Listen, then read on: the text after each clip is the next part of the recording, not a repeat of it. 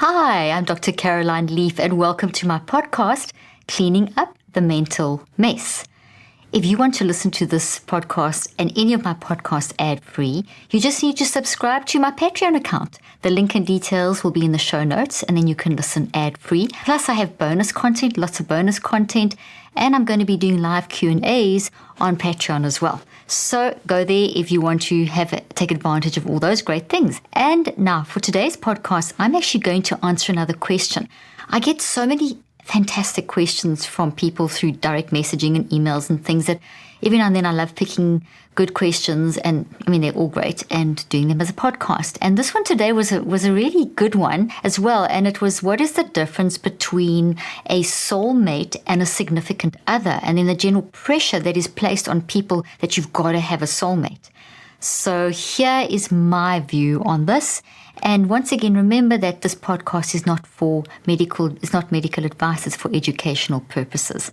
If you need medical advice, please contact the appropriate medical professional. Okay, so what is the difference? This is the question. I've got a couple of versions, or this couple of parts to this question. What is the difference between a significant other and a soulmate? And so a soulmate represents a deep human interaction. Deep.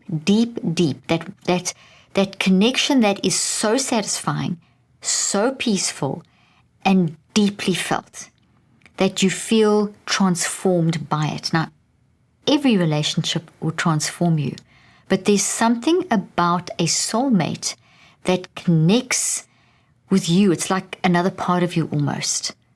I've been married for 35 years. 34 years, and I've known my husband for 35 and a half years. And before that, I was almost engaged twice. And when I met my husband, and there was something about that I just wasn't sure, the first two, but when I met my husband, I just had the sense that there's a connection here. There was a deep longing that was created even before I knew him. Now, not everyone has that exact experience, and I'm not saying that I'm not being prescriptive. I never want to ever put anyone in the position of feeling like they are being judged. That's the last thing I want to do. But I do believe that the concept of a soulmate does exist because I've experienced it. I've seen it in my mom's relationship. I've seen it in so many relationships. And if you do some scientific research, you can actually see that there is a deep, meaningful connection is valid, and it does happen. So I do believe in a soulmate. I do believe we literally wire this connection of the other person into us. So as you meet that person, it's just a new little thought, and it's green and healthy, and it creates all this neurochemical response. So it's a mind experience. Love and deep, meaningful connections is felt through your mind, and your mind uses your brain and your body and the two work together, and that's how you as a human function. So you can't have the mind without the brain without the mind, but they are separate, but they work together. So the mind shows up in the brain. So your mind is how you fall in love or process that experience or interact with that person, and you wire them into your brain. And then the more contact you have, the more little branches grow, and you're adding more and more experiences. So the root part is each connection you have, it's getting bigger, see? And then the branches are the thinking, feeling, and choosing that your interpretation, thoughts, feelings, and choices in response to that. So you're building all these details of every touch, every conversation, all the feelings attached here, the thinking, the choices, all of the thinking, feeling, and choosing turns into memories that are the details of each experience and how that made you feel, or how you saw that, or how you interpreted that.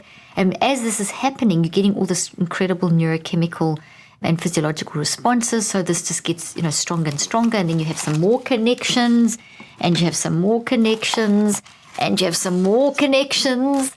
And this thing gets like big and deep and more details. And we've got 4 children, my husband and I. We've gone through lots of different experiences, the good, the bad, and the ugly. So there's some of these in between. And, you've got some of these in between, but then you deal with those. So ones that are undealt with are still very dominant, but then there's some that have been dealt with, so they're not as dominant. The sting has been taken out of them. Anyway, the point is that it becomes part of you. You wire that person into you. And so you've each wired into each other, and there is a longing, a quantum connection, an electromagnetic calling. These little neurons, or dendrites on the neurons, are generating photoelectric effect, photons that are drawing you to each other. It's like a magnet attracts. The negative and the positive attract. And that's what's happening. There's this pulling towards each other. And there's a balancing, there's a completion. There's something about the vibrations of that neuroplastic change in your brain and the soulmate that is a drawing together, that there's a desire to grow and grow, even through the struggles. There's that overriding desire. Now, my husband and I were just talking about Valentine's Day. We had this really cute date where we went for dinner, and then we went to watch the movie, and we were eating a nice, healthy, organic little cupcakes in the movie, and we were having this like really fun time.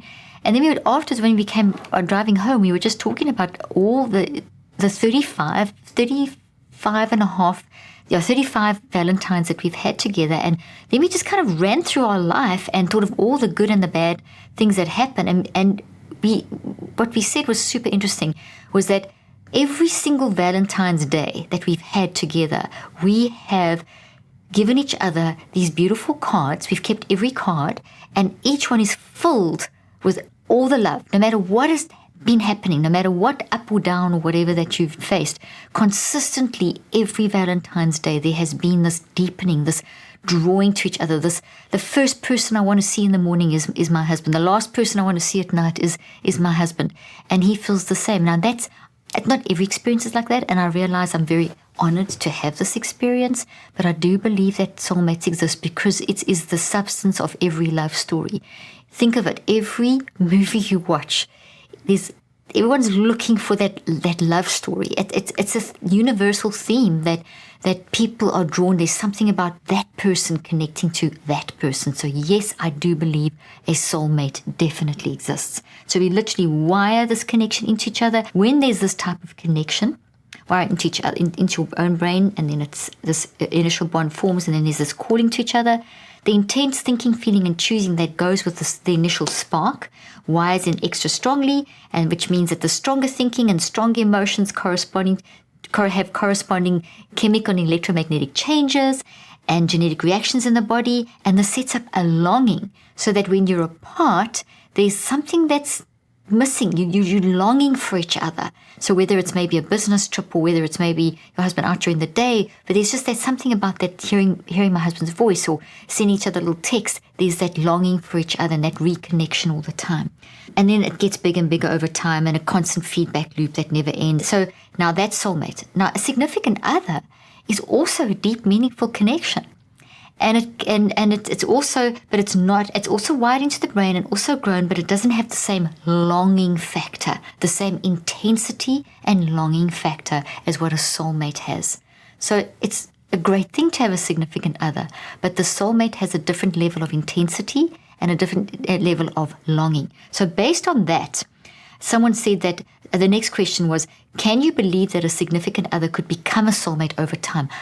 Oh, absolutely. That so easily could happen, because what may start off as just a friendship, you suddenly realize the more time you spend with each other that there's so much that is there that you maybe didn't see. Or maybe you're great friends with someone at university but you've seen dating other people, or you are madly in love with other people, but there's this bond that forms that you keep coming back to. It's a significant other person, and eventually over time you realize, hey, that's my soulmate. All kinds of things. I mean, we see, as I said, in the love stories in the movies, we see this. So I do believe it's definitely possible. May not happen every time, but it's definitely possible. Now, just talking about this, and I said it kind of already, I don't want any of you to feel under pressure. And society, the question I got was that society puts a lot of pressure on the idea of a soulmate. That's because we just love the idea, okay? And because it's real. Then the question was, do you believe that it's possible to just have a significant other and leave the whole idea of a soulmate out? And I believe that having a soulmate is what attracts us to every love story, and why it's a consistent theme in movies and books, okay? We love a love story of a soulmate. Full stop. However, the rules created by society around what love should look like and the timing spoils this. So I think that the whole prescriptive nature of, you meet someone, you get married, you have kids kind of thing, or haven't you met someone yet, or why are you taking so long to meet someone? Or kind of, what's wrong with you? I don't have someone who's my soulmate. What's wrong with me? You may meet your soulmate when you're old. You may meet I have had many cases of people telling me that they had a really happy marriage.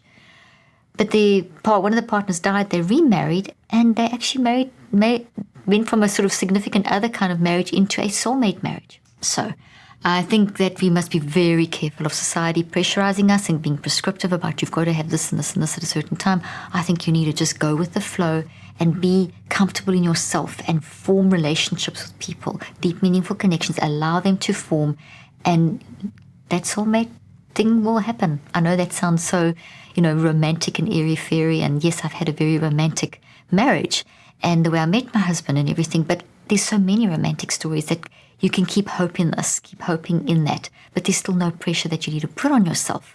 That is, there's nothing wrong with you if you haven't yet met your soulmate. It's okay. And maybe some people just have a lot of significant others and that works for them, and that's also okay. So everyone will find love in their own idiosyncratic way. So do what works for you, because sometimes people may spend time in relationships with people who might not be the one, but rather trying on different relationships for size. Is this healthy, especially in a person's younger years?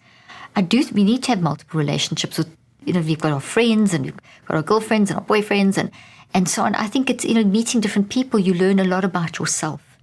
And some people meet their soulmate when they're really young. And we know that. We know the stories of, I've known they've been married to someone for 50 years and they met when they were 3 or something. That does happen. But, I think once again, we can't be prescriptive. I'm not going to say, no, don't have different relationships. I think that's wrong. I'm not going to say, yes, have different relationships. I'm going to say, do what works for you. Do what works for you and just see what happens. So do you have any tips for people who are putting a lot of pressure on themselves to find a soulmate? Yes, here is my tip. Take your time, number 1. Number 2, be open to the possibility of a deeply satisfying soulmate, love. While waiting, tip number 3, pursue kindness to yourself and others. The kinder you are to yourself, the more you will come out. The kinder you are to others, the more others will be attracted to you. And so the door opens to you finding that soulmate. And embrace life, number 4, with acceptance, struggles and all, because this makes you appreciate love when it does show up.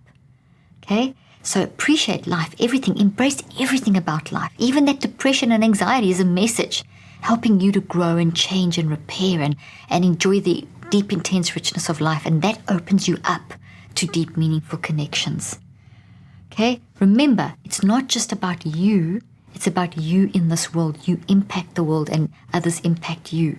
You have a unique impact to make. Even if it seems insignificant, you do have an impact to make, even if it seems insignificant. And I want to read this last part.